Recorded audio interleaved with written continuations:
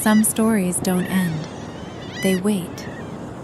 In forgotten letters, in quiet streets, in the echo of a name whispered to the sea.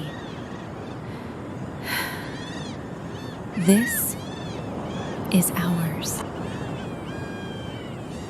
Clearwater was a quiet town where the sea whispered against the shore. For Elena, the bookstore was her sanctuary, but the ocean was her refuge. Every evening, she walked the pier with a book in her hand. People called her the bookstore girl, the one who smiled softly but seemed to be waiting for someone. Daniel had once belonged to Clearwater too. He left chasing dreams that failed, only to return years later to fix his mother's old house. He thought it would be temporary.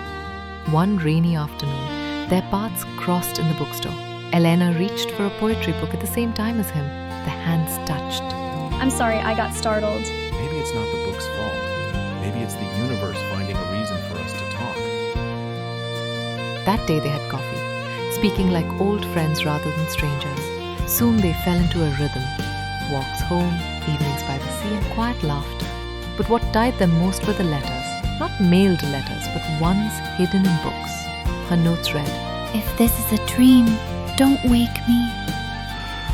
I can't remember the last time I felt this alive. Neither said the words aloud. They didn't need to. Then came the test. Daniel was offered a chance to rebuild his career far away. He told her he had to leave. She smiled, though her heart broke. At the bus station, she ran, but the bus had already gone. In her hand was the letter she had written for him, one he never received. Years passed. Elena stayed. She poured herself into the bookstore, but still walked the pier at sunset, as though waiting. One autumn morning, while dusting the shelves, she opened that same poetry book.